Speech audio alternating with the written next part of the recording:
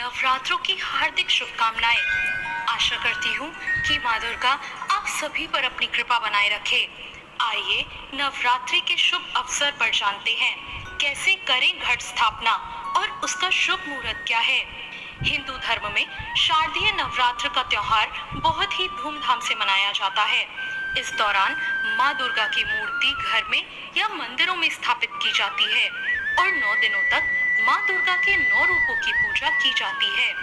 शारदीय नवरात्र अश्विन माह में शुक्ल पक्ष की प्रतिपदा शुरू होकर नौमी तिथि तक चलता है। नवरात्र का मतलब होता है 9 रातें जब हम माँ दुर्गा की पूजा करते हैं।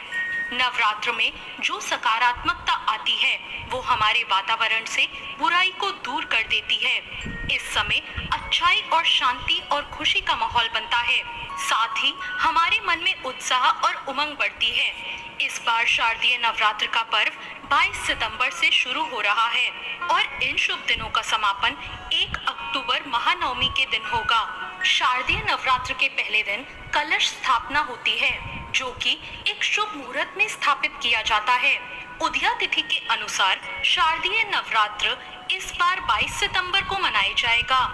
शारदीय नवरात्र के पहले दिन घट स्थापना का मुहूर्त सुबह 6:09 से लेकर 8:06 तक रहेगा। ऐसे में कलश की स्थापना के लिए कुल अवधि आपको 1 घंटा 56 मिनट की मिलेगी।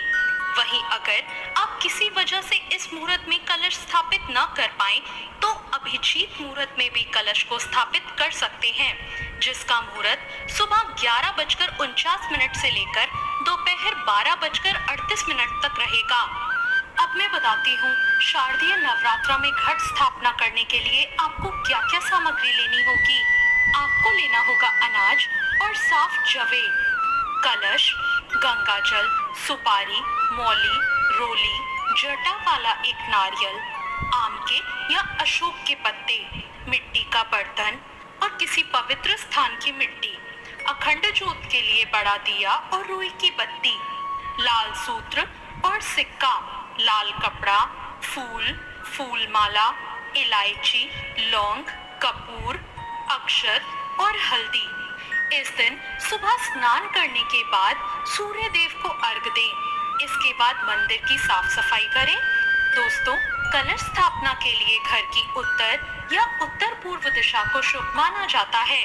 कलश में साफ जल भरकर उसमें सिक्का डालें, फूल और अक्षत डालें। इसके बाद कलश पर स्वास्तिक बनाएं और कलावा लपेट दें। लाल चुनरी में नारियल को लपेटकर कलश के ऊपर रख दें। देसी घी का दीपक जलाकर माँ दुर्गा की पूजा और अर्चना करें और बाद में व्रत कथा सुने और फिर मिठाई और फल का भोग लगाएं। दोस्तों, माँ दुर्गा की पूजा के लिए माँ दुर्गा का आवाहन मंत्र बोलें। ओम जयंती मंगला काली, भद्र काली कपालिनी, दुर्गा क्षमा शिवा धात्री, स्वाहा स्वधा नमोस्तुते। दोस्तों, इस बार पहला नवरात्र 22 सितंबर को है, जिस दिन माँ शैलपुत्री की पूजा होगी। 23 सितंबर को दूसरे नवरात्र पे माँ ब्रह्मचारिणी की पूजा होगी। 24 सितंबर को तीसरे नवरात्र पे माँ चंद्रघंटा की पूजा होगी और इस बार 25 सितंबर को भी तीसरा ही नवरात्र है, जिस दिन माँ चंद्रघंटा की ही पूजा की जाएगी। 26 सितंबर को चौथे नवरात्रि पर माँ कूष्मांडा की पूजा होगी। 27 सितंबर को 5वें नवरात्र के दिन माँ स्कंद माता की पूजा होगी और 28 सितंबर को छठे नवरात्र के दिन माँ कात्यायनी की पूजा होगी। 29 सितंबर को 7वें नवरात्र के दिन माँ कालरात्रि की पूजा और 30 सितंबर को 8वें नवरात्र के दिन माँ महागौरी की पूजा होगी। 1 अक्टूबर को 9वां नवरात्र माना जाएगा, जिस दिन माँ सिद्धिदात्री की पूजा होगी। दोस्तों, हर बार नवरात्र में देवी अलग अलग वाहन पर आती है और उस वाहन के हिसाब से ही अगले 6 महीने की स्थिति का अंदाजा लगाया जाता है। इस बार माँ दुर्गा हाथी पर विराजमान होंगी। हाथी धन, सुख, समृद्धि और ज्ञान का प्रतीक होता है। हाथी बृहस्पति देव का वाहन है जो ज्ञान और समृद्धि देते हैं। इसलिए इस बार अगर आप माँ की पूजा करेंगे तो आपको धन और ज्ञान दोनों की प्राप्ति होगी। ये आने वाला समय लोगों के लिए खुशहाली और समृद्धि लेकर आने वाला है। हाथी पर देवी का आगमन हमारे लिए बहुत शुभ है। इससे जीवन में धैर्य, आनंद और सुख शांति बढ़ेगी। दुनिया की सारी शक्ति महिलाओं या नारी के रूप में ही है, इसलिए नवरात्र में देवी माँ की पूजा होती है।